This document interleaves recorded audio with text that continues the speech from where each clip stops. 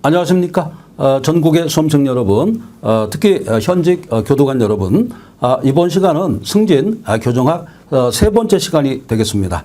자, 첫 번째 시간과 두 번째 시간에서는 교정의 역사라든가 교정의 개념 이런 부분에 대해서 살펴봤다면 지금은 교정 이론에서 바로 이제 시험에 출제됐던 그런 내용, 지문을 또 체크하고 있습니다. 이 지문 같은 경우도 계속 반복해서 출제가 되기 때문에 과거에 출제됐던 지문을 반드시 숙지해야겠다 이렇게 볼 수 있습니다. 물론 제가 여러분들의 시간과 모든 것을 절약하기 위해서 핵심 요약적인 내용을 설명드리고 있습니다. 이런 그 부분도 여러분들이 참조해 주시면 되겠습니다. 자, 여러분 교재 65페이지로 넘어가도록 하겠습니다. 나머지 부분 한번 읽어보시고요. 그리고 여러분들이 알아둘 사항이 이것을 너무 자세하게 공부한다 이런 생각은 좀 버리시고 배제하고 핵심적인 내용, 그 다음에 중심적인 내용을 우리가 위주로 공부한다 이렇게 보시면 되겠습니다. 자, 여러분들 교재 이제 65페이지로 넘어가는데요. 거기 보면은 이 교정 절차상의 처우 이렇게 되어 있습니다. 처우가 나오죠. 교정 절차. 그러니까 우선 형집행법이라든가, 자, 우리가 이제 공부하는 것은 형집행법에서 집행법이 있고, 그죠? 그 다음에 이제 형집행법 시행령이 있을 겁니다. 시행령. 그 다음에 형집행법 시행규칙 있죠. 시행규칙. 이렇게 돼 있고, 시험 범위는 플러스 여기다가 이제 헌법재판소 헌재, 그 다음에 이제 대법원 판례, 요 정도가 시험에 출제된다. 이렇게 우리가 보고 있습니다. 그래서 헌법재판소 결정례는 주로 문제집에 많이 넣어놨고, 대법원 판례는 본 이 핵심 요약집에 뒤에 보면은 대법원 판례를 170개 정도 넣어놨습니다. 그거면 충분할 겁니다. 그리고 최근에 나온 판례는 문제로 많이 냈기 때문에 그거로 커버가 충분하다 이렇게 볼 수 있습니다. 자, 여기 보시면은, 자, 그래서 이 절차에 의해서 어떤 처우를 할까 이런 뜻이 되겠죠. 지난 시간에 제가 말씀드렸다시피 바로 UN 피구금자 최저 기준 규칙 만델라 규칙이 있어요. 그래서 만델라 규칙을 우리가 한번 본다. 만델라 규칙이 바로 이제 표본이 되는 겁니다.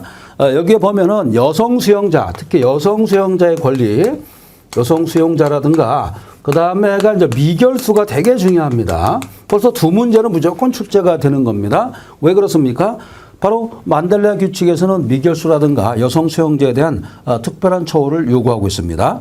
그러니까 이 성인이라든가 그다음에 소년 수용자도 마찬가지가 되겠고, 특히 이제 만델라 규칙에서 특이한 점이 있는데요. 요건 꼭 알고 계셔야 됩니다. 원래는 우리가 만델라 규칙은 나오면 안 되는 건데 이 내용이 같이 뒤섞여 가지고 출제가 될 수 있다는 겁니다. 뒤섞여서. 그렇죠? 융합 문제로 나올 수 있습니다. 가령 우리가 징벌위원회가 나왔다. 그럼 징벌위원회 말고 뭐 가석방 심사위원회 돼 있고 여러 가지 위원회가 있지 않습니까? 다른 법률에서 규정한 위원회가 있기 때문에 그 위원회 내용이 바로 우리 교정 이론에서 나올 수가 있다는 겁니다. 배제할 수가 없다 이런 얘기죠. 최근의 흐름이 그렇습니다. 자, 어떻게 생각하면은 요 세 가지 법령에서만 출제된다 이렇게 못을 박아놨지만 사실은 이거 말고 아주 이거와 밀접한 그런 법령에서도 한두 문제는 출제가 될 거로 봅니다.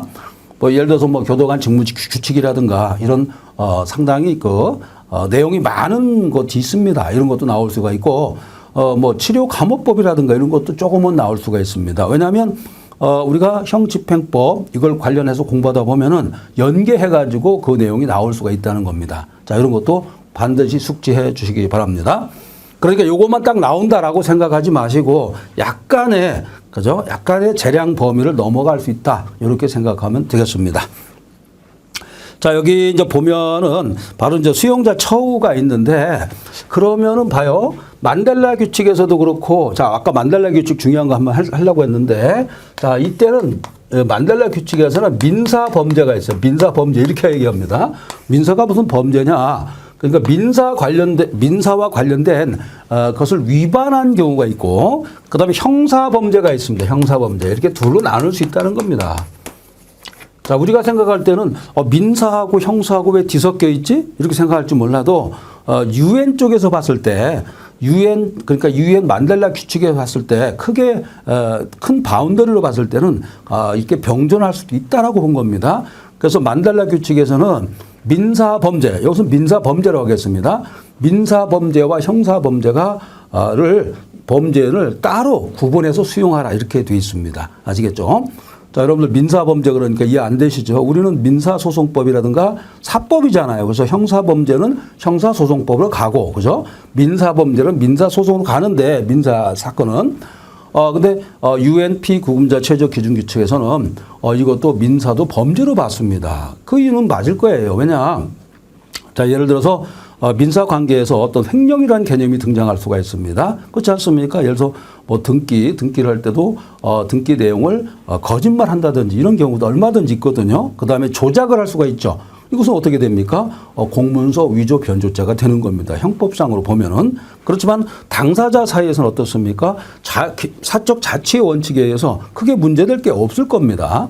그렇지만 전국적으로 봤을 때는 형사소송법의 적용을 받을 수 있는데 그러함에도 불구하고 만델라 규칙에서는 형사관계와 민사관계를 완전히 구별하라 이렇게 피구금자 최저 기준 규칙에서는 규정하고 있다는 겁니다. 자, 근데 최근에 문제 흐름이 되게 웃긴 게요. 이런 만델라 규칙에 적용을 받는다는 겁니다. 영향을 받고 있어요. 뭐가 영향받습니까? 바로 형집행 관련 법령이 영향을 받고 있다는 겁니다.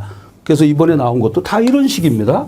만델라 규칙에서 이걸 강조했거든요. 여성 수용자, 미결수, 사형수 이런 게 있죠. 사형수도 있습니다. 사형수도 있고 그다음에 소년 수용자라든가 이런 개념이 쭉 등장하거든요. 이번에 입직시험에서도 마찬가지입니다. 아니나 다를까 그 문제가 와르르 처음에 출제가 된 겁니다. 그래서 제가 최근에 이런 문제에 대해서 핵심적인 내용을 요약을 한 그런 책이 있거든요. 그대로 출제가 됐습니다. 자, 그건 뭐냐? 문제 흐름을 제가 정확하게 읽고 있다는 겁니다. 자, 그럼 여러분들 교도관 승진에서는 어떨까요? 역시나 마찬가지입니다. 자, 계속 내용을 보겠습니다. 그리고 최근에 또 중요한 게 뭐냐면 이 교정학에서 바로 처우의 개별화가 많이 이제 출제가 되고 있습니다. 개별 처우죠.